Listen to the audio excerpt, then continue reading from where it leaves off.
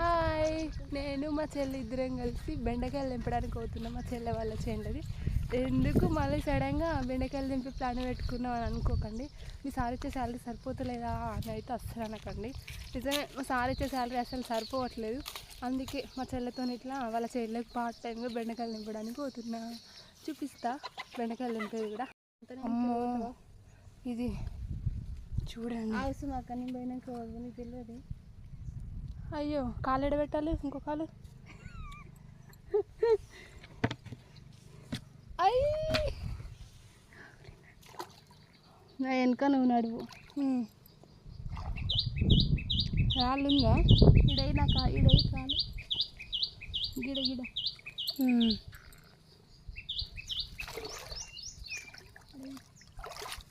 నేను ఎత్తలేరా పా. డ్రెస్ ఏంటి? అమ్మయ్య, అయిపోయింది.